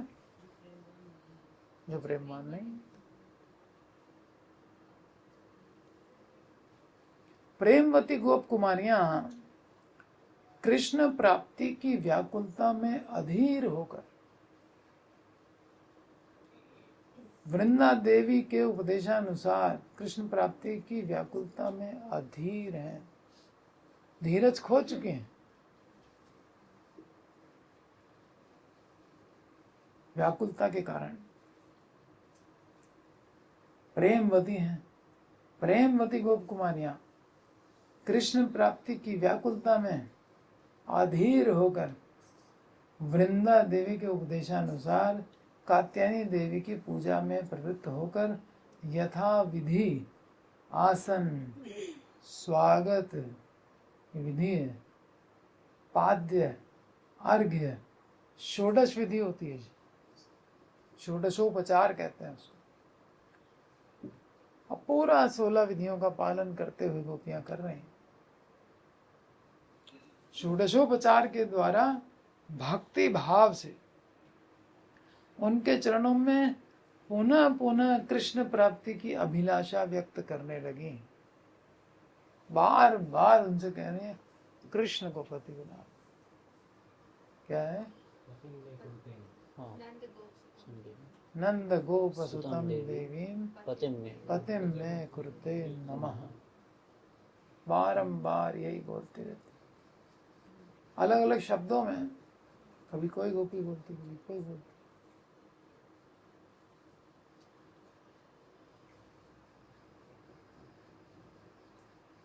तो षोडशोपचार के द्वारा भक्ति भाव से उनके चरणों में पुनः पुनः कृष्ण प्राप्ति की अभिलाषा व्यक्त करने लगी। और कहीं व्यक्त नहीं कर रहे हैं, केवल कहाँ व्यक्त हो रहा है? जो करा सकता है। इसलिए हमें कभी भी कुछ कष्ट है, दुख है, कहाँ जाके बताना चाहिए? जो प्रॉब्लम सॉल्व। यहाँ आ जाओ गुरु जी के पास, आकर के अपनी बात बोल दो, ये संबंध बना के रखो। जब तुम ना सुनोगे तो मेरी कौन सुनेगा?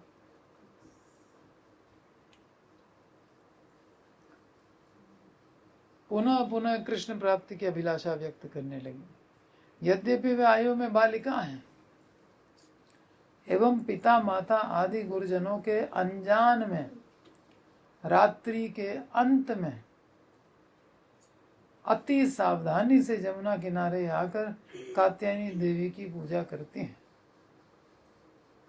फिर भी उनकी कृष्ण प्राप्ति की लालसा इतनी प्रबल है कि वे सावधान रहती हैं कि कहीं पूजा में कोई कमी न रह जाए। ये है लालसा, लक्ष्य की, लक्ष्य प्राप्ति की लालसा जब तीव्र होगी तो साधन में कमी नहीं करेंगे, सावधान रहेंगे। तार मूल्यम लौल्यम, लालसा।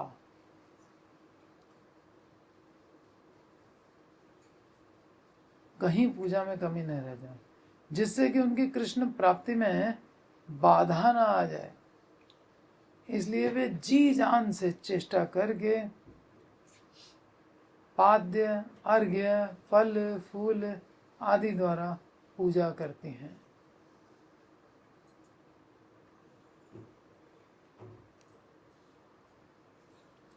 लालसा उनसे पूजा करा रही है विधि पूर्वक।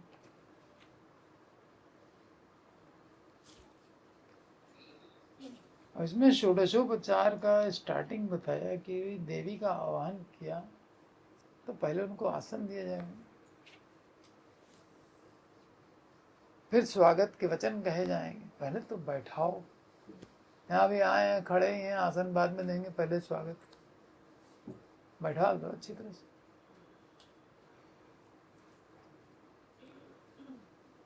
फिर पाद्य दिया, चरण धुलाए, फिर अर्घ्य दिया, जल पीने को दिया, फिर आचमन कराया, फिर कुछ अर्पण किया, गंध चंदन आदि माला सब अर्पण कराया। फिर उसके बाद उनको वस्त्र भेंट किए, फिर उसके बाद उनको भोजन व्यंजन सब अर्पण किया। तो जो विधि यहाँ षोडशोपचार में बताई जा रही है, तो जो तीसरा श्लोक था उसमें कुछ और बताया सुखदेव गोस्वामी। आप्लुत्याम भसी कालिंद्या जलांते चोदिते ऋणे कृत्वा प्रकृतिकृतिम देवीम अनर्चुः नृपसैकतिम गंधैर्माल्यै। सबसे पहले गंध बता दी, सेंट वेंट लगाया, माल्या माला पहनाई, सुरभि भी है, बलिर भी है, धूप दीपकई है। अभी आसन की बात ही नहीं आई। उच्चावचैस चोपहारई है, प्रवाल फल तंडुलई है। यहाँ तो विधि ठीक नहीं लग रही है।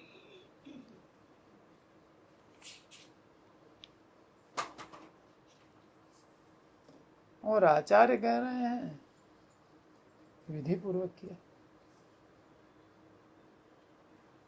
गंधैर्माल्यै सुरभि, इस श्लोक से ऐसा लगता है कि उन्होंने गंधमाला आदि के द्वारा जो पूजा की वह शास्त्रों के अनुसार नहीं है।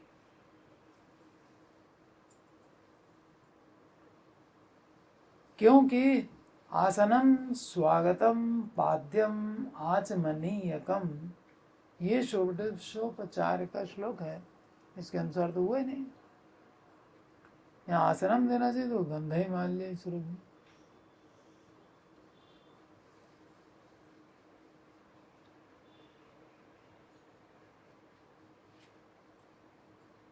षोडशोपचार की से पूजा करते समय आसन, स्वागतम, पाद्य, अर्घ्य इत्यादि क्रम पालन करना पड़ता है।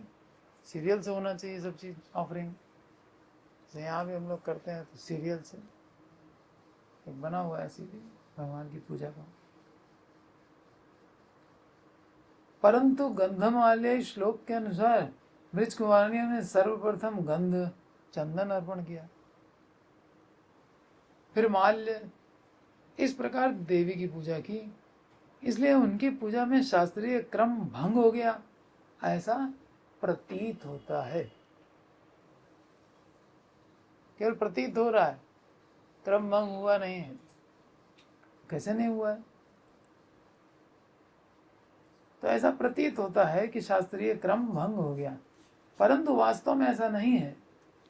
जिनके प्रेम से अखिल ब्रह्मांड प्रति कृष्ण तक वशीभूत हो गए, रिजल्ट तो आ गया ना। प्रभु, things are judged by the result. आपने काम ठीक से किया कि नहीं किया, रिजल्ट सही आ गया, बात ही खत्म हो गई।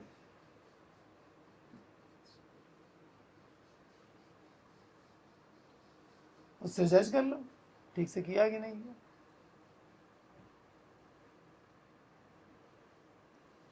तो जिनके प्रेम से अखिल ब्रह्मांड पति कृष्ण, अगर हमने जब कर करके कृष्ण को पा लिया, इसका मतलब हमने कोई नाम अपराध नहीं किया। सीधी सीधी बात है, किया होता तो यहीं अटके होते। जिनके प्रेम से अखिल ब्रह्मांड पति कृष्ण तक वशीभूत हो गए, रिजल्ट ये निकला, उनमें क्या भ्रम प्रमाद आदि दोष रह सकते हैं कि पहले क्या करना है बाद में क्या करना है? नहीं रह सकते। उनको तो कृष्ण पति रूप में चाहिए, वो गलती कर ही नहीं सकती। तो फिर ऐसे लिखा क्यों सुखदेव गोस्वामी ने? जिनके प्रेम से अखिल ब्रह्मांड पति कृष्ण तक वशीभूत हो गए, उनमें क्या भ्रम प्रमाद आदि दोष रह सकते हैं? कदापि नहीं। अतः उनकी पूजा में क्रम भंग नहीं हुआ। इससे ये रिजल्ट निकल रहा है कि क्रम भंग तो नहीं हुआ होगा, नहीं तो रिजल्ट नहीं आता। अब वृंदा देवी कुछ कह के गई हैं, हम उनको फॉलो ना करें, गुरु आज्ञा का पालन ना करें, तो कहाँ से कृष्ण मिल जाएंगे? तो अब उनकी बताई विधि का उल्लंघन तो कर नहीं सकती। यहाँ सुखदेव गोस्वामी आगे पीछे कर रहे हैं, कदापि नहीं। अतः उनकी पूजा में क्रम भंग नहीं हुआ। किंतु सुखदेव गोस्वामी ने जब महाराज परीक्षित के निकट गोप कुमारियों के विवरण वर्णन किया, जब इनकी बात प्रारंभ की, हेमंत मास में, यहाँ पिछला वाला जो अध्याय था, वो वर्णन करते करते भाव विभोर हो गए।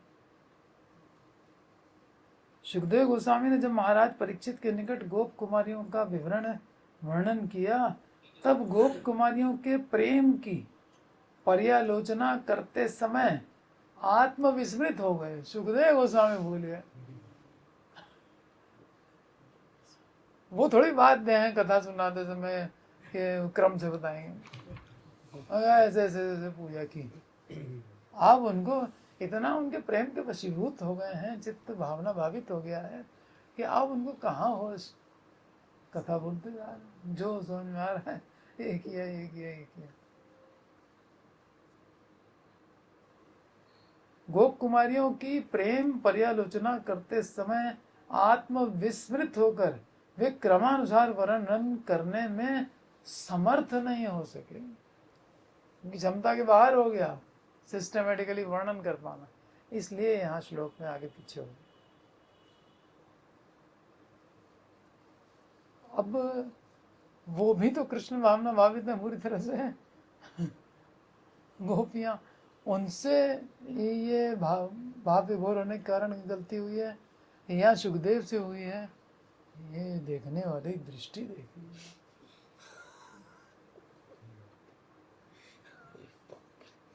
कितनी सूक्ष्म बात है।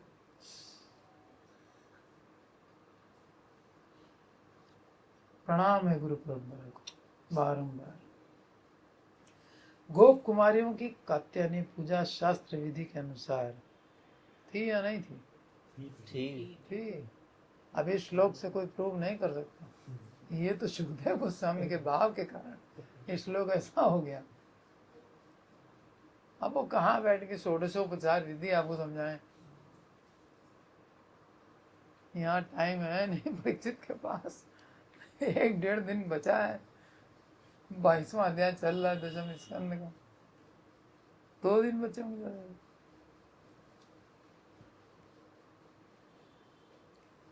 दूसरे श्लोक में क्या कहा गया? आप्लुत्याम मसी कालिंद्य। इसमें सुखदेव गोस्वामी आप्लुत्याम मसी कालिंद्य जलांते चोदिते अरुणे कृत्वा प्रतिकृतिम देवीम अनर्चु नृपसैकतिम।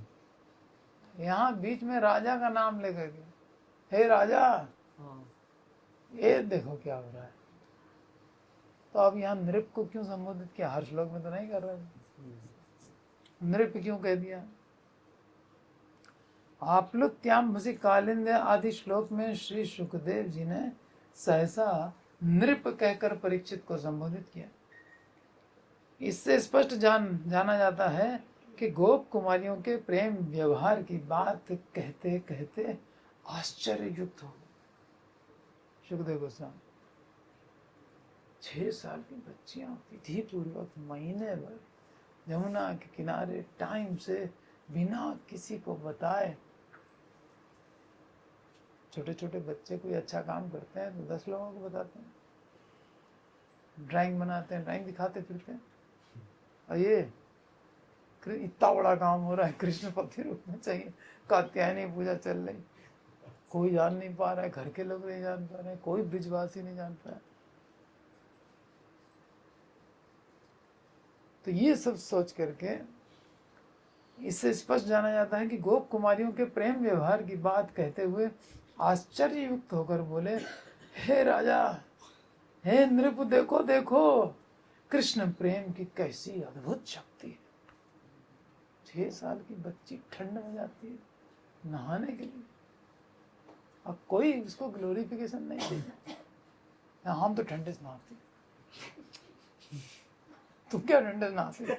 6 साल की लड़कियां ठंडे से नहा रही हैं, वो भी जमुना में जाके, तुम घर में बैठ के नहा रहे, इसमें कौन बड़ी बात कर दी? हम तो ठंडे से नहाते।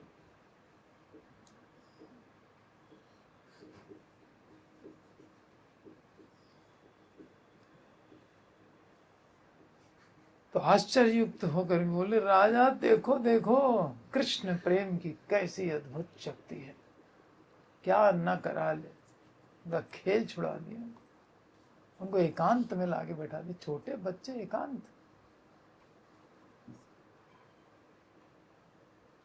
उनको 4 बजे उठा दिया, 3 बजे जमुना किनारे नहला रहे, मूर्ति उर्ति है नहीं, रोज मूर्ति बनती है, पूजा होती है, विसर्जित होती है।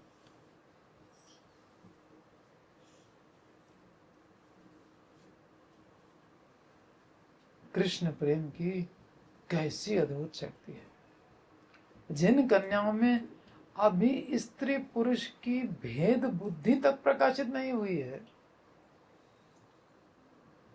वे भी श्री कृष्ण को पति रूप में पाने के लिए कैसे व्याकुल हो रहे हैं। देखा ना, मदन काम नहीं कर रहा है, लेकिन मदन मोहन तो कर रहा है। ये है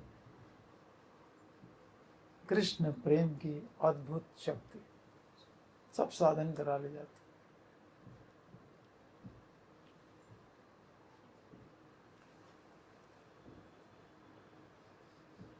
स्त्री पुरुष भेद बुद्धि प्रकाशित नहीं हुई है, वे भी कृष्ण को पति रूप में पाने के लिए कैसी व्याकुल है।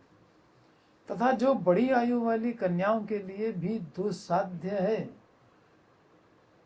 बड़ी आयु वाली कन्याओं के लिए भी दुस्साध्य है, कठिन है बहुत, ऐसे कात्यायनी व्रत के अनुष्ठान में अनुरक्त हो रही हैं, अनुरक्त हो रही है, उसमें अटैचमेंट है उनका, ये करना ही करना है, ये नहीं करेंगे तो कृष्ण मिलेगा ही नहीं, और ये फेलियर तो हमको बर्दाश्त नहीं होगा, हम तो एक पल का विरह नहीं सह सकते। इसी से तो आशा बंधी, आनंद में आ गई कि अरे ये क्या है, तुम कर डालेंगे। जैसे वृंदा देवी ने बचाया, सब आनंद के सागर में डूब गई, और कितनी व्यग्र हो रही थी। बस इतना ही करना है, कहना हाँ ठीक, जुटो। कार्तिक पूर्णिमा के अगले दिन से शुरू हो गए।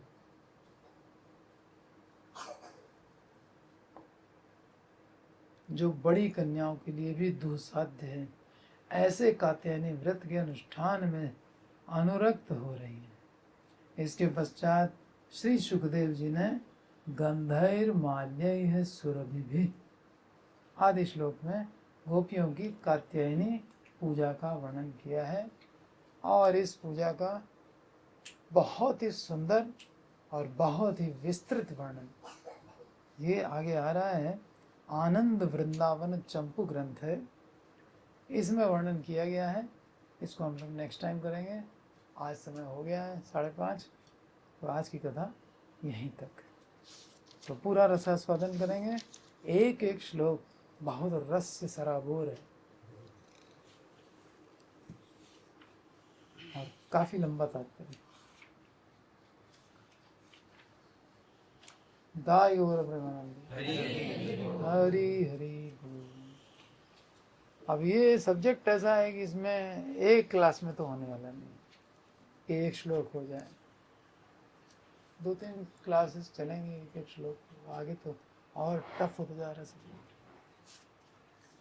हम लोग क्या कर रहे हैं, हम खाली बोल रहे हैं, समझ में तो कुछ आ रहा नहीं है। आप लोग भी खाली सुन रहे हो कि क्या है, क्या चल रहा है यहाँ पे। समझ में आए नहीं आए, सुनो तो सही कम से कम, ठीक है ना। श्रवण तो हो रहा है। हाँ हाँ, ये 3 गुणों से परे जीव किस प्रकार से कार्य करता है वो डिस्प्ले किया जा रहा है मेरे सामने, और हम तो 3 गुणों के अंदर हैं, क्या समझेंगे। तो ठीक है, श्रवण तो कर ही सकते हैं, ठीक है। नित्यम भागवत सेवया, श्रवण करते रहेंगे, अभद्र का नाश हो जाएगा, एक दिन समझने भी लगेंगे। इसलिए आशा तो केवल भागवत से, नाम से। दोनों को नित्य करने को कहा गया है, कीर्तनीय सदा हरि और नित्यम भागवत सेवा। अब दोनों चीज नित्य कैसे करेंगे।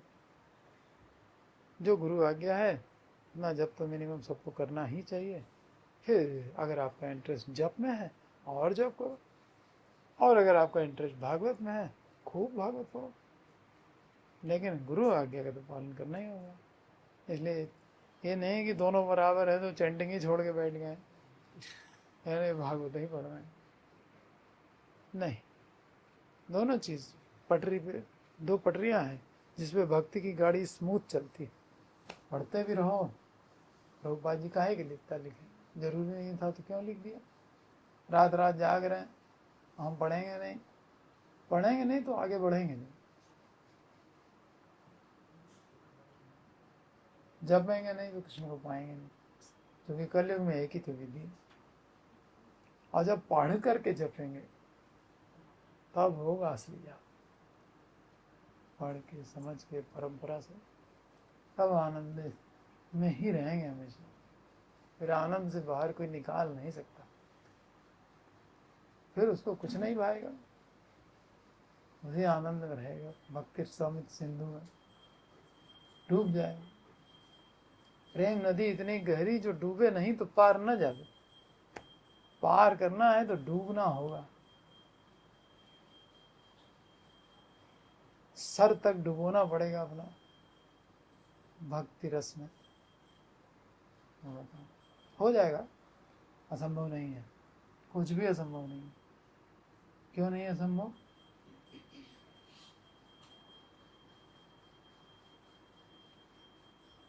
क्यों नहीं असंभव? क्योंकि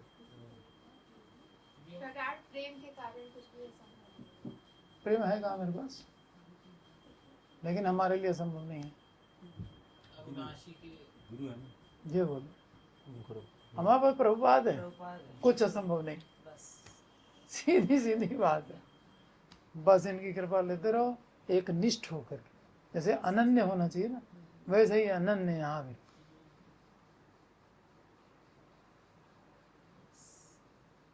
हरे कृष्ण।